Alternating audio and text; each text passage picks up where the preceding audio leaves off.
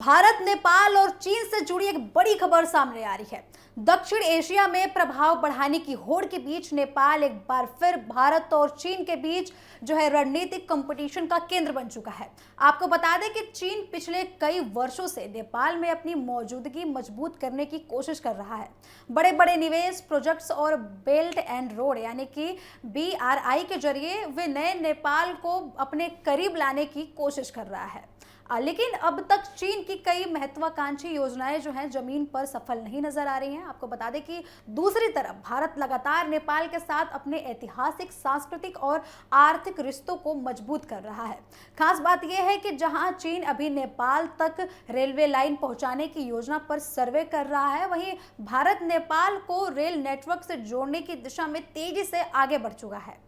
हाल ही में नेपाल के विदेश मंत्री चीन और भारत की यात्रा से लौटे हैं। इस दौरान चीन ने एक बार फिर नेपाल से सामने आई कई बड़े वादों को सामने रखा है और BRI परियोजनाओं को आगे बढ़ाने पर जोर दिया है। नेपाल चाहता है कि चीन नेपाल से ये चाहता है कि भारत का प्रभाव नेपाल में कम हो। उसकी आर्थिक तथा रणनीतिक मौजूदगी चीन चाहता है ये कि नेपाल में चीन की आर्थिक और रणनीतिक मौजूदगी नेपाल में ज़्यादा बढ़े। लेकिन विशेषज्ञों का कहना है कि चीन की सबसे बड़ी चुनौती कोई राज्य की राजनीतिक शक्ति नहीं बल्कि हिमालय की कठिन भूगोल है। दरअसल नेपाल और चीन के बीच हिमालय की विशाल पर्वतमालाएं प्राकृतिक दीवार की तरह खड़ी है। यही वजह है कि चीन की कई परियोजनाएं बार बार प्राकृतिक चुनौती का सामना कर रही हैं।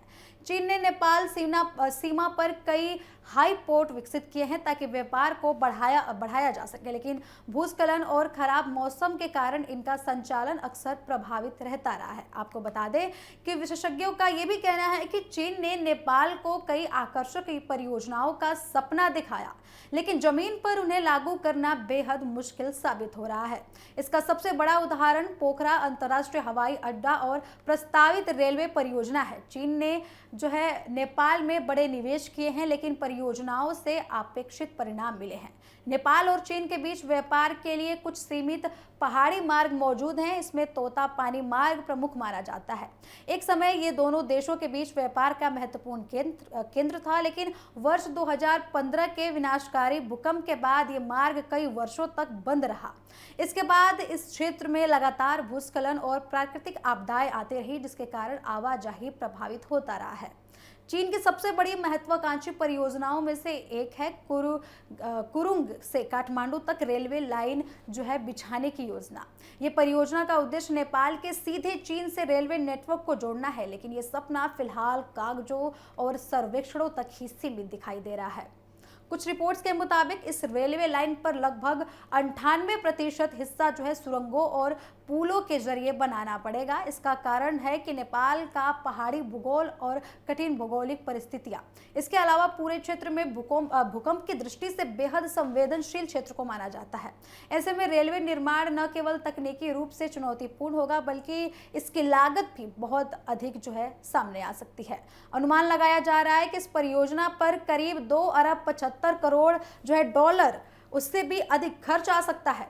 वर्षों से इस परियोजना पर चर्चा हो रही है, लेकिन अभी तक ये निर्माण चरण में नहीं पहुंचा है।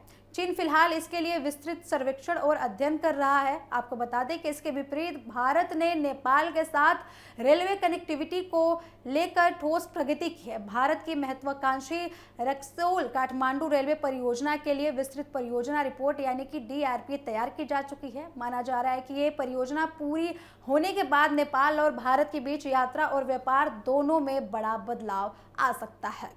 सिर्फ रेलवे नहीं, व्यापार के क्षेत्र में भी भारत की स्थिति नेपाल के लिए काफी महत्वपूर्ण बनी हुई है। नेपाल के लिए आवश्यक वस्तुओं की आपूर्ति का बड़ा हिस्सा भारत के रास्ते से ही होता है। कोलकाता और विशाखापट्टनम जैसे भारतीय बंदरगाह नेपाल के लिए समुद्री व्यापार के लिए प्रमुख द्वार बने हुए हैं। दिलचस्प बात यह है कि चीन में बने कई उत्पाद भी भारत के बंदरगाहों और भारतीय परिवहन नेटवर्क के जरिए ही नेपाल पहुंचते हैं। यानी चीन का सामान भी अक्सर भारत के रास्ते ही होकर नेपाल पहुंचता है। माना जा रहा है कि ये मार्ग न केवल रास्ता है बल्कि अधिक भरोसेमंद भी जो है साबित हुआ है। वर्ष 2016 में चीन ने नेपाल को अपने समुद्री बंदरगाहों के उपयोग का प्रस्ताव दिया था। उस समय इसे भारत पर निर्भरता कम करने की दिशा में बड़ा कदम बताया गया था, लेकिन व्यवहारिक स्तर पर यह व्यवस्था अपेक्षित सफलता हासिल नहीं कर सकी। नेपाल को आज भी बड़ी मात्रा में व्यापार और आपूर्ति के लिए भारतीय मार्गों पर जो है निर्भर रहना पड़ता है। नेपाल ने वर्ष 2015 में चीन की बेल्ट एंड रोड इनिशिएटिव यानी कि BRI परियोजना में शामिल होने का फैसला किया था। उस समय उम्मीद जताई जा रही थी कि इससे नेपाल को नए व्यापारिक अवसर मिलेंगे और भारत पर निर्भरता कम होगी, लेकिन प्राकृतिक परिस्थितियों और भौगोलिक चुनौतियों ने इस परियोजना की गति को काफी धीमा कर दिया है। बार बार आने वाली बाढ़, भूस्खलन और भूकंप जैसी प्राकृतिक आपदाओं ने चीन और नेपाल के बीच कई परियोजनाओं को प्रभावित किया है। इसके उलट भारत के साथ नेपाल की कनेक्टिविटी अपेक्षाकृत अधिक स्थिर और भरोसेमंद बनी हुई है। माना जा रहा है कि चीन नेपाल में अपना प्रभाव बढ़ाने की कोशिश जरूर कर रहा है, लेकिन भूगोल उसकी सबसे बड़ी चुनौती बना हुआ है। दूसरी ओर भारत को नेपाल के साथ खुली सीमा, सांस्कृतिक संबंध, धार्मिक जुड़ाव और दशकों पुराने आर्थिक रिश्तों का लाभ मिलता रहा है। फिलहाल तस्वीर यही बताती है कि चीन में अपनी पहुंच बढ़ाने के लिए लगातार प्रयास जो है चीन कर रहा है, लेकिन हिमालय की कठिन भौगोलिक परिस्थितियां उसके लिए सबसे बड़ा बाधा जो है सामने आ रही है। वही भारतीय बुनियादी ढांचे, व्यापार और परिवहन नेटवर्क के जरिए नेपाल के साथ अपने संबंधों को और भी ज्यादा मजबूत कर रहा है। अब देखना होगा कि आने वाले वर्षों में नेपाल चीन की महत्वाकांक्षी परियोजनाओं को कितना आगे बढ़ा पाता है और भारत और नेपाल के बीच प्रस्तावित रेल परियोजनाएं किस रफ्तार में आगे बढ़ती हैं। लेकिन इतना जरूर है कि नेपाल को लेकर भारत और चीन के बीच रणनीतिक कंपटीशन आने वाले समय में और भी ज्यादा दिलचस्प होता दिखाई देगा।